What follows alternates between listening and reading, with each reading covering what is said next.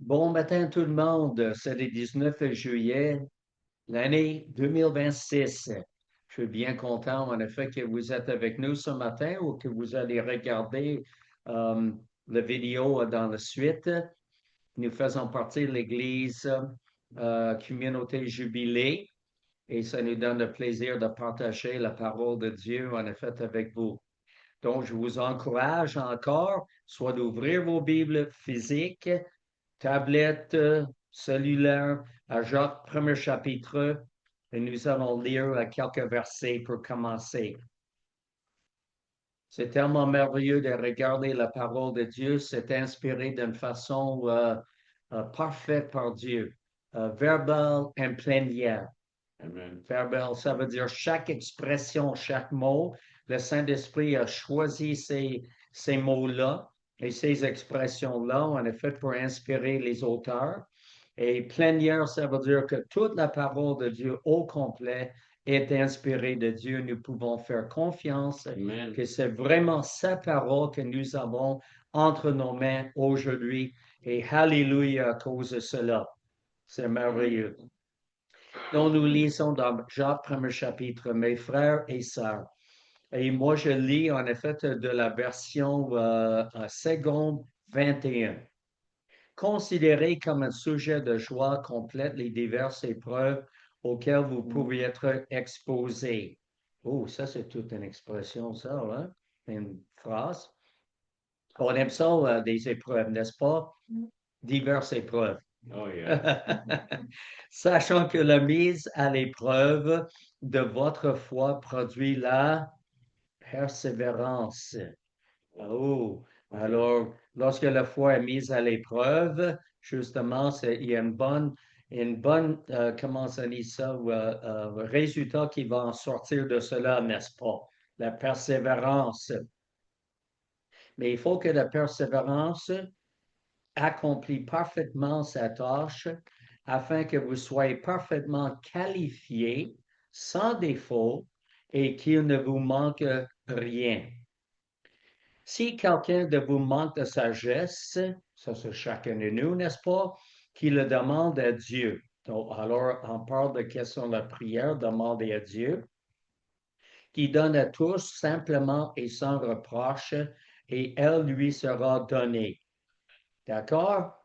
Mais le contraste, qui le demande avec foi, sans douter, car celui qui doute ressemble aux vagues de la mer que le vent souffle et agite de tous côtés, de tous les côtés. Que tel homme, c'est comme un mot générique, homme et femme, ne s'imagine, thank you, pas qu'il recevra quelque chose du Seigneur. C'est un homme ou une femme partagé. Dans d'autres versions, irrésolu. Dans d'autres traductions, avec un double esprit. D'accord? Instable dans toute sa conduite. La foi consiste à reconnaître qu'il nous a dit dans sa parole ses promesses, ainsi que personnellement par les paroles inspirées, on appelle ça les paroles Rhema, que nous pouvons recevoir de la part d'autres croyants. Nous avons bien toujours à vérifier, voir dans notre esprit si ça vient du Seigneur ou ça vient de la chair de quelqu'un d'autre, de son âme. OK? Ou lorsque nous lisons la parole de Dieu, le Rhema, on lit, puis tout d'un coup, wow, ça c'est quelque chose. Et c'est une révélation que le Saint-Esprit est en train de nous impressionner avec ce que nous revenons de recevoir. Donc, ça peut être par les paroles prophétiques, les paroles Rhema, à y croire par notre imagination. Maintenant, je veux mettre l'emphase sur la parole Logos, la parole écrite que nous sommes en train de voir dans la parole de Dieu, avec notre imagination. Dianoia, ça veut dire qu'on peut, dans nos entendements, C'est ça, recevoir quelque chose et comprendre ces choses-là, comme si c'est déjà arrivé. Donc, ça nous encourage à nous y accrocher comme des vérités afin de les déclarer de notre bouche comme vraies, car elles sont déjà accomplies en raison de qui est Dieu. À cause que nous avons une alliance avec le Dieu de l'éternité, le Dieu de la Bible, c'est le Dieu de l'alliance qui agit en notre faveur. La foi est la monnaie que nous utilisons dans le domaine spirituel pour les affaires célestes. Alors, si nous voulons recevoir quelque chose en effet du Seigneur, ça prend en effet cette monnaie céleste pour faire cet échange, pour nous le recevoir sur la terre. D'accord? Si nous n'avons pas en effet de cela, c'est comme l'idée d'aller à un marché aux puces ou aller en effet dans un magasin puis dire, oh, excusez-moi, je n'ai pas en effet de la monnaie sur moi. Mais est-ce que nous allons nous attendre de recevoir quelque chose? Mais ils vont dire, mais non, allez chez vous pour chercher votre portefeuille ou carte de crédit ou débit ou quelque chose, là, la monnaie physique. C'est ça. Sinon, non, on vous vend absolument rien. On ne vous donne pas ça, là, dans la grande majorité du temps, là, n'est-ce pas? Alors, avec Dieu, en effet, c'est la foi qui est la monnaie qu'il est employée pour nous le recevoir. C'est ça, des choses dont nous voulons, dont nous avons besoin ou dont nous désirons. C'est ça, pour recevoir des affaires célestes sur la terre.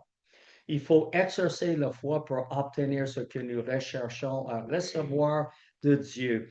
Sans la foi, il est impossible de recevoir de lui. À moins, par exemple, il y a des exceptions des fois, à moins d'être un nouveau-né ignorant de ce qu'il doit faire, le nouveau-né. Peu après leur naissance, les bébés apprennent à ouvrir la bouche pour recevoir de la nourriture, c'est ça, boire quelque chose aussi. Il veut ceci ou cela nous voulons recevoir ceci ou cela de Dieu. Donc, nous devons tenir la bouée de sauvetage jusqu'à ce que nous soyons secourus. Eh bien, c'est la même chose pour nous d'être sauvés de toute situation difficile dans laquelle nous sommes, qu'il est inacceptable ou indésirable notre situation. Si nous lâchons prise et que nous nous noyons, à qui la faute? Mais vous me direz, oh, je compte sur Dieu pour me secourir. Que s'est-il passé? Je le suppliais d'agir, je pleurais, je suppliais, ou j'étais vraiment en colère contre lui. Dieu, pourquoi n'as-tu rien fait, Seigneur? Ne vois-tu pas mes supplications, mes pleurs? Est-il devenu insensible ou indifférent? Alors vous vous êtes noyé. Que s'est-il passé? Vous avez lâché prise.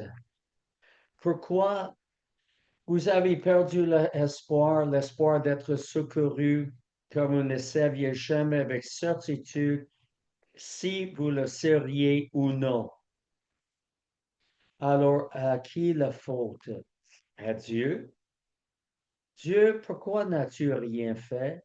Est-ce que tu vas faire quelque chose? Vous, comme croyant, tu as supplié et pleuré si longtemps et il n'a pas répondu à tes prières. Mais que faire? Que faire maintenant? Tout ce que tu sais faire, c'est pleurer, supplier, attendre en espérance qu'il finisse par agir, comme on espère qu'il fera beau aujourd'hui, demain ou un autre jour. Maintenant, je sympathise avec vous. Vous avez tellement quelque chose à cœur et vraiment, vous êtes émotionnellement dérangé par cela. Mais quel est le problème? Tu attends que Dieu agisse, alors sa parole dit, c'est par ces meurtrissures, les meurtrissures, les blessures du Seigneur Jésus que tu as été guéri. C'est dans le passé, dans le grec, que tu as été guéri. Tu dois te tourner vers Dieu et lui dire que tu crois en sa parole, la lui proclamer à haute voix et fortifier ta foi si vous manquez de foi. La raviver, la ranimer en étudiant sa parole et en proclamant hautement la victoire dans tes épreuves. Si tu t'inquiètes et tu es anxieux, okay, ça peut nous arriver, c'est que tu et moi, nous n'avons pas de foi. Dieu te demande, quand est-ce que tu vas me faire confiance? Je vois tes épreuves que tu traverses. Je vous observe et je vous écoute pour déterminer si vous me faites confiance.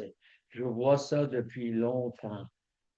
Un nouveau-né, ça va bouder, pleurer, faire des crises, se mettre même en colère pour obtenir ce qu'il veut. Plus tard, nous attendons d'un enfant qui demande quelque chose respectueusement et avec confiance que le parent va agir avec bonté, sans jamais douter de cette bonté. Combien de fois avons-nous demandé quelque chose à Dieu jusqu'à renoncer à l'obtenir? Sauf si c'était vraiment très, très important. Et à ce moment-là, peut-être on a continué. C'est ça, avec le chagrin, avec les pleurs, avec les supplications. On ne savait pas quoi faire. Non, on a fait des mains et des pieds jusqu'à ce qu'elle ne plus savoir quoi faire pour attirer son attention. Nous avons tout essayé, sauf la foi, en lui disant, je te fais confiance, Seigneur. Voilà la différence. Ta parole déclare que la guérison m'appartient. Je m'appuie donc sur tes promesses, car tu es un Dieu fidèle, un Dieu compatissant, un bon Dieu. Je ne douterai plus. Je crois que tu me donneras les réponses que je désire. Merci d'avance, Seigneur. Je ne t'enfoncerai plus en doutant de ta fidélité et de ta bonté. Je ne supplierai plus, je ne pleurerai plus, je ne ferai plus des mains et des pieds pour attirer ton attention. Donc, parce que j'ai la foi, je suis en paix pour recevoir ce que je t'ai demandé. Je te remercie de tout mon cœur pour la réponse de mes prières à ce sujet. Amen. Et que ta volonté sera faite. Amen. Je crois et je reçois ce que je t'ai demandé. Il n'y aura plus de doute de ma part. Je deviens un croyant plus mûr, plus mature, plus confiant en toi, et tu seras glorifié par le résultat. Nous sommes donc assez mûrs et matures pour lui adresser nos demandes, nous attendre au résultat attendu et vivre en paix, confiant en son action. Nous ne prierons plus sans foi. Mm. Ça, c'est une bonne chose, en effet, de voir. Est-ce qu'en effet, que je vais maintenant m'adresser à Dieu et faire des prières? Est-ce que je suis vraiment dans la foi? J'ai la foi? Ou est-ce que je vais simplement, en effet, lancer quelque chose, en effet, puis espérer, en effet, que nous allons recevoir la réponse? Je me rappelle lorsqu'on n'avait pas compris l'importance de la foi, nous faisons ça, en effet, lorsque nous étions, en effet, dans la foi, on appelle ça traditionnel, sauvé, mais on n'avait aucune idée c'était vraiment quoi la foi pour recevoir vraiment des réponses. Donc, on a envoyé ça, en effet, dans l'air, puis on espérait que Dieu allait attraper, on a fait nos prières. Mm. Puis assez souvent, en effet, ce n'était pas le cas. Wow. Alors, nous ne prions plus sans foi en vain. Mettons toute l'emphase, et dans le passé, qu'est-ce qu'on faisait? On mettait toute l'emphase sur Dieu pendant que nous avons resté sans foi, en proie au doute ou dans l'incertitude. Douter moi j'appelle ça de haut en bas dans les émotions, sans considérer que peut-être il y avait quelque chose que nous avions besoin de faire de notre côté. Et la Bible dit, mon peuple vivra par ou selon la foi. Oui. C'est notre responsabilité, que cela nous plaise ou non. Dieu répond à notre foi. Je vous encourage, chers frères et sœurs, à faire confiance à Dieu et ne pas vous laisser ébranler dans votre foi. Votre bien-être émotionnel et physique s'en trouvera grandement amélioré, car le manque de foi et le doute nous rongent. Je crois que c'est l'une des raisons pour lesquelles il y a des chrétiens qui sont épuisés mentalement, spirituellement et émotionnellement au point d'être presque désespérés. Seigneur, quand vas-tu enfin exaucer mes prières lorsque nous sommes dans le doute? C'est tout à fait raisonnable de ta part, Seigneur, de répondre à ma prière.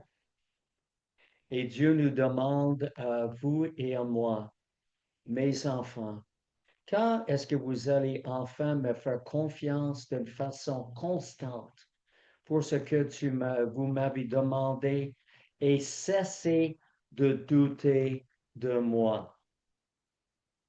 Voilà une prière.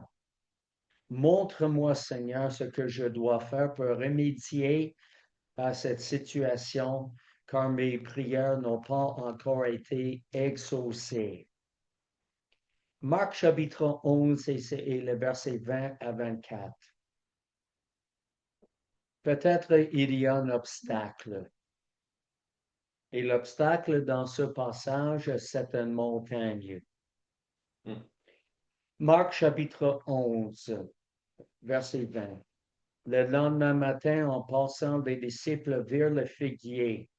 Il était desséché jusqu'aux racines.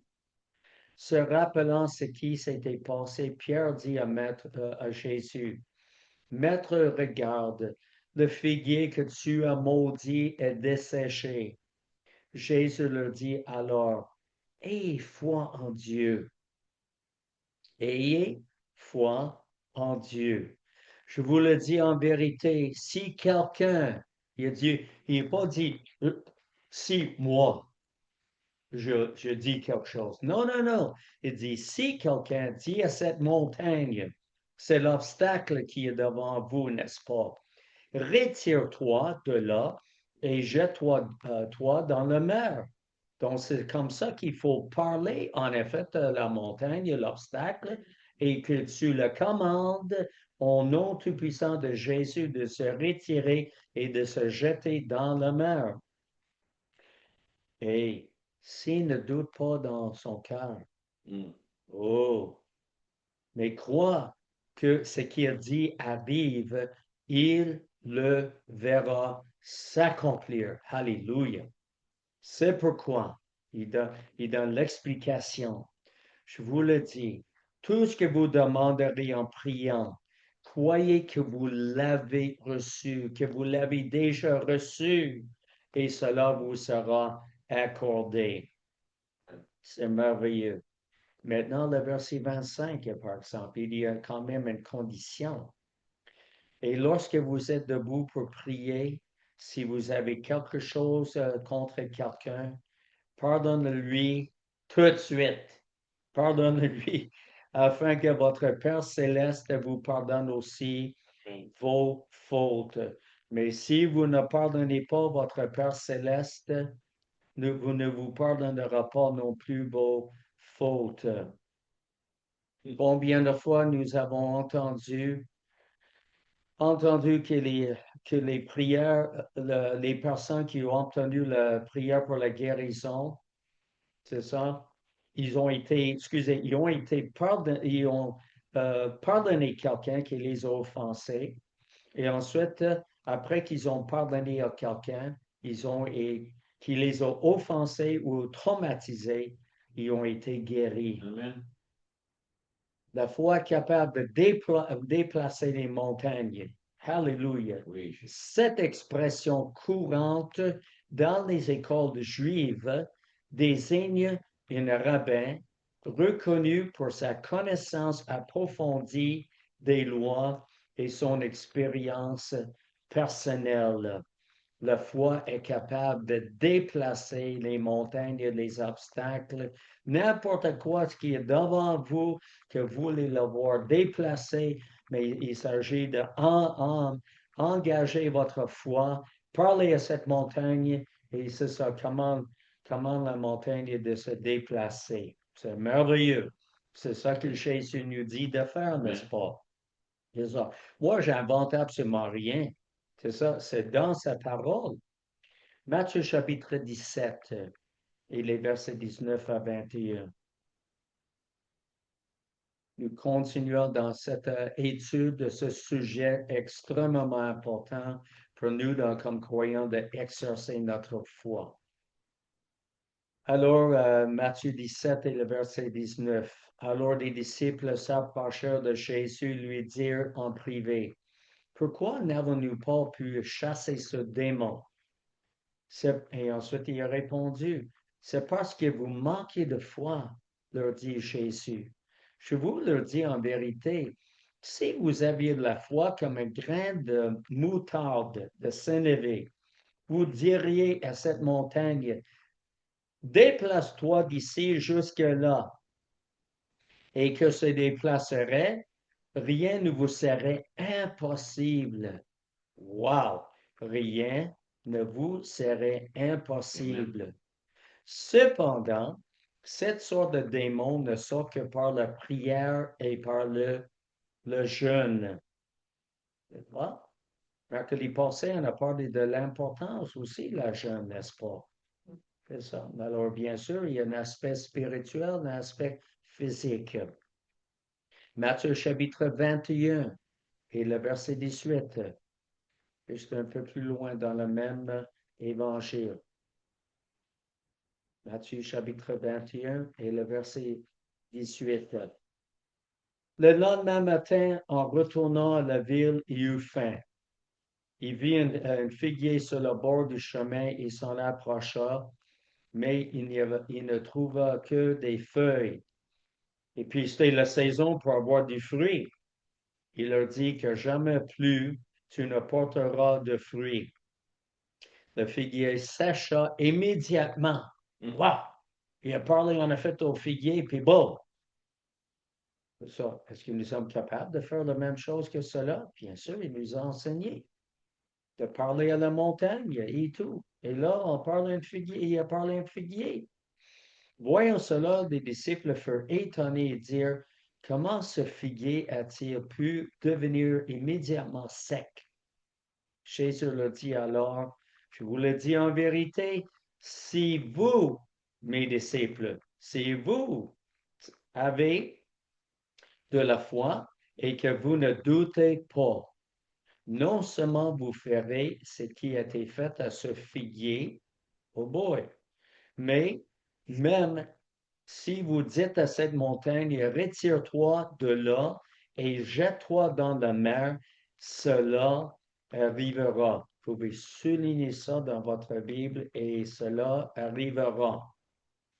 Car tout ce que vous demanderez avec foi par la prière, vous le recevrez. Wow! Jésus a clairement indiqué que nous devons avoir la foi et ne pas douter. En tant que croyants, nous avons tous une certaine foi.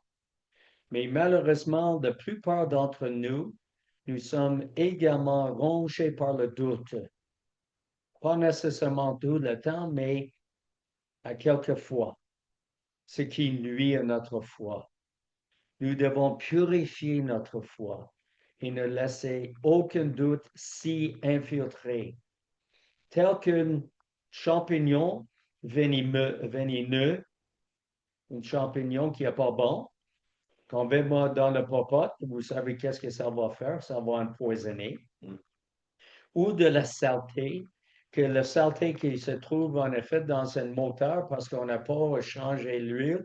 Alors l'huile devient sale et le sel est en train de gruger à l'intérieur d'un moteur. C'est ça pour tout graffiner et puis ruiner des cils, puis ainsi de suite là. Ça va gâcher le résultat d'une popote ou d'un moteur. Nous devons croire uniquement que la victoire découle de notre confiance en notre Dieu pour la réponse à nos prières. Puis il faut tenir ferme. D'accord? Il y avait un pasteur évangéliste qui disait en effet qu'il aimait bien des intercesseurs en effet dans son église parce que c'était en effet comme comment est-ce qu'il dit ça? En effet, oh oui, les pitbulls. Les pitbulls avec la lèvre rouge. C'est ça. Alors, c'était les dames qui, justement, soutenaient, en effet, son ministère par la prière, qui étaient vraiment dans la foi et qui ne lâchent pas. Comme un pitbull, vous savez, ils sont connus que lorsqu'ils vont, en effet, s'accrocher à quelque chose, la mort, puis ça ne lâche pas. Ça ne lâche pas. C'est la même affaire pour les c'est quoi les grands chiens de 170 livres encore? Des euh, Bastifs. C'est la même affaire. Des boules, comme des boules mastifs. Il y avait un facteur qui a eu une belle boule mastif, il a fait passer par toutes, en effet, les leçons. Mais à un moment donné, en effet, il est allé à cause probablement nos chiens le jappait. Il est allé, il le poignait justement, puis il lâchait pas, il criait, il faisait tout pour le faire lâcher, justement. La seule chose qui a pris comme un 2 par 4, ouf, c'est ça pour le frapper, la seule façon, en effet, pourquoi est-ce qu'il l'a lâché. C'est ça. Et il était obligé d'aller voir un vétérinaire puis un paquet de sutures, en effet, pour corriger, en effet, la blessure qu'il a causée. C'est ça, parce que c'est un beau mastif qui ne lâche pas. Et c'est ça qu'il faut, en effet, pour les intercesseurs et pour chacun de nous. C'est ça. Oui. Et s'il ne s'agit pas d'une foi en nous-mêmes, ni la foi dans nos sentiments, mais la foi en Dieu qui va agir si nous nous relâchons justement à continuer à exercer notre foi dans notre Dieu qui veut nous accorder ce que nous demandons de lui. Il est aussi important de marcher dans l'obéissance à la volonté de Dieu pour nos prières, dans nos vies.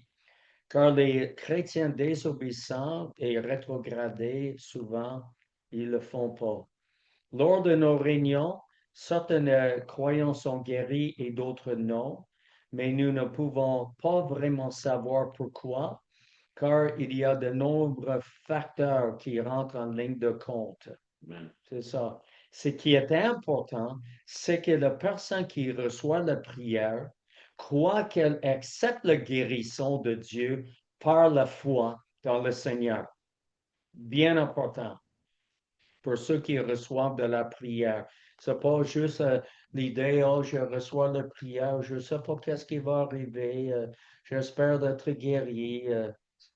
C'est ça, je sais qu'il y a Dieu, puis agit de temps en temps, puis c'est ça. Non, non, non, c'est pas ça, là.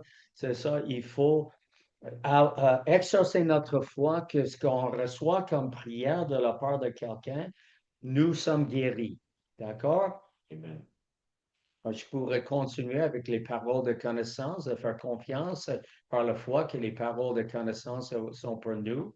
Juste l'atmosphère qui est là, en effet, dans la réunion, des fois même c'est juste assez pour qu'on soit guéri, comme surtout en effet dans les réunions de Catherine Coleman, qui prie pour les gens, et puis en effet, les gens t'es guéri, en effet, dans les galeries et tout, là. Alors, c'était vraiment merveilleux.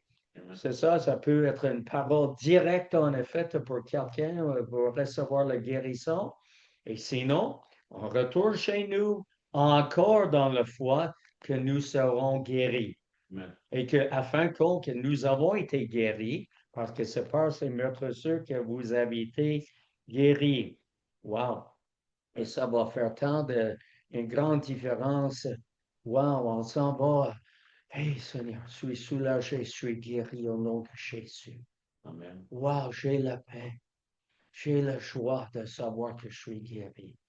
C'est donc consolant. Alléluia. Merci Seigneur. Merci. Oui, c'est bien important. Dieu veut que nous soyons guéris.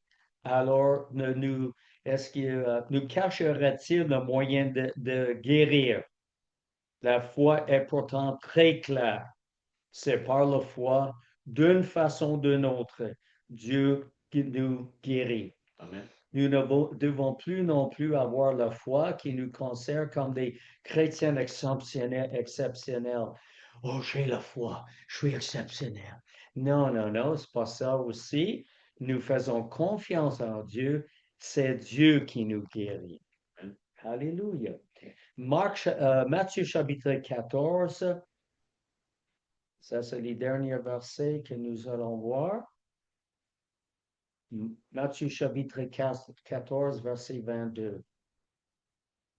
Alors, si nous manquons de foi, bien sûr, ça peut nous arriver, mais l'idée, en effet, c'est de fortifier, ranimer notre foi par les messages que nous allons écouter, en effet, sur l'Internet, des vidéos, lire la parole, dire au Seigneur hautement, j'y crois, Seigneur. Je sais que c'est pas ça que mon âme et mon chair, en effet, veulent faire, mais non, c'est ça, je dis, l'homme, tais-toi. C'est ça. Moi, je fais confiance par mon esprit que la guérison est à moi. Alléluia. Matthieu chapitre 14, verset 22. Aussitôt après, Jésus obligea les disciples à monter dans la barque et à le précéder sur l'autre rive pendant qu'il renverrait la foule. Quand il l'eut renvoyé, il monta sur la montagne pour prier à l'écart, et le soir venu, il était là seul. La barque se trouvait déjà au milieu du lac, battue par les vagues, car le vent était contraire. À la fin de la nuit, Jésus alla sur eux en marchant sur le lac. Wow! Quand les disciples le virent marcher sur le lac, ils furent affolés et dirent, c'est un fantôme. Et dans leur frayeur, ils poussèrent des cris. Ben, nous aurions fait la même chose. Où est-ce qu'il était, Jésus, là? Hein? Jésus leur dit, aussitôt, rassurez-vous, c'est moi. N'ayez pas peur. Alors, Pierre, impétueux, mais quand même, il voulait aller voir le Seigneur. Il a dit, Pierre lui répondit, Seigneur, si c'est toi, ordonne-moi, moi, d'aller vers toi sur l'eau. Wow, il y avait quand même une certaine foi, n'est-ce pas, pour sortir la barque, parce que les autres étaient là encore dans la barque. C'est ça. Et c'était vraiment un vent impétueux, les vagues et tout, là. Oh, wow. Et c'est le Seigneur qui est là. Non, Seigneur, nous sommes bien dans la barque. Nous restons ici. Mais Pierre, il a pris une chance. Mm. Il a pris une chance, hein? Alors Jésus lui dit, viens. Wow. Il dit un mot, viens. Pierre sortit de la barque et marcha sur l'eau pour aller vers Jésus. Amen. Wow. Il a sorti de la barque, les autres ont resté dans la barque. Ils n'ont pas dit, Pierre, nous voulons aller avec toi, là. Non, mais non.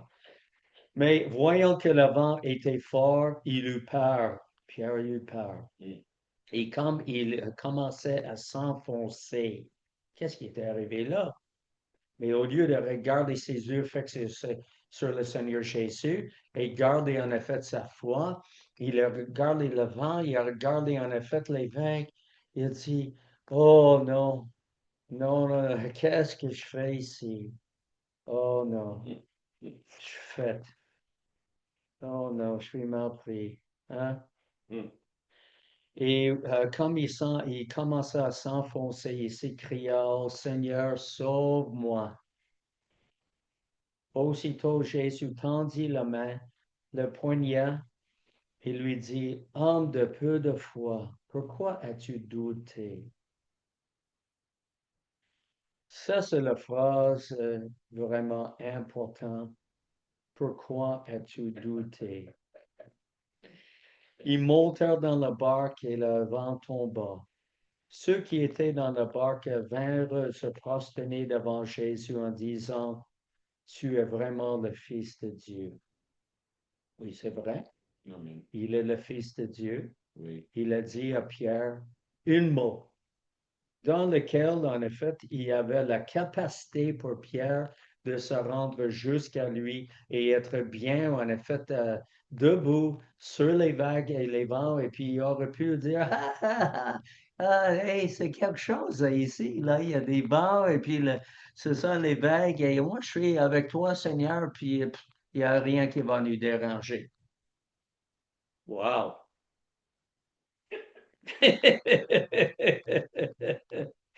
Mais malheureusement, ce n'est pas son cas, mais il a pris une bonne leçon là, n'est-ce pas? Pourquoi as-tu douté?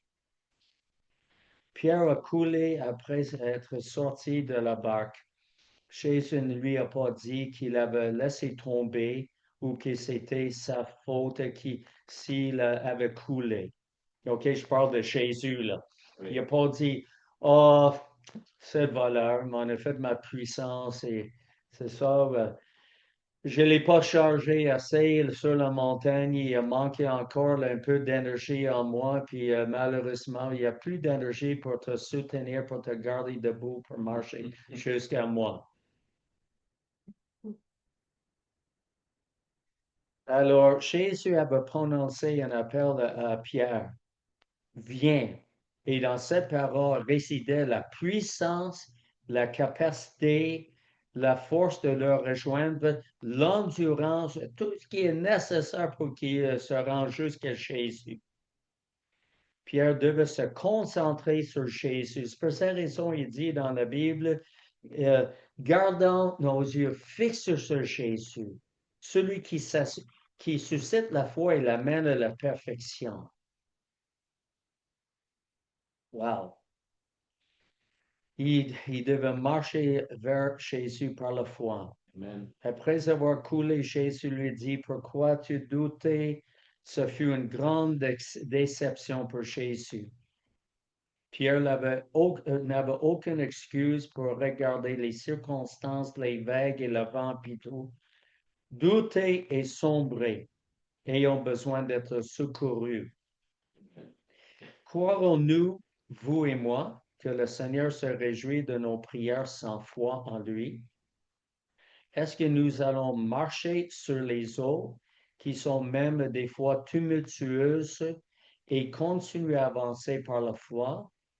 Ou est-ce que nous allons rester dans la barque comme les autres disciples? Ou que nous allons engager notre foi, puis tout d'un coup, on manque de foi, puis on doute. Et puis, qu'est-ce qu'il nous a dit au début? C'est quelque chose là. Il nous dit qu'un tel homme ne s'imagine pas qu'il recevra quelque chose du Seigneur. C'est un homme partagé, irrésolu, double pensée, inconstable dans toute sa conduite. Wow, je suis en train de vous parler moi-même aussi, là. Wow. Alors, c'est quelque chose, là. Et comme la Bible nous dit aussi, à l'effet de toutes les nations des disciples, les baptisants et tout, là. Et vous savez comment on appelle la foi, hein? C'est tellement facile comment appeler la foi.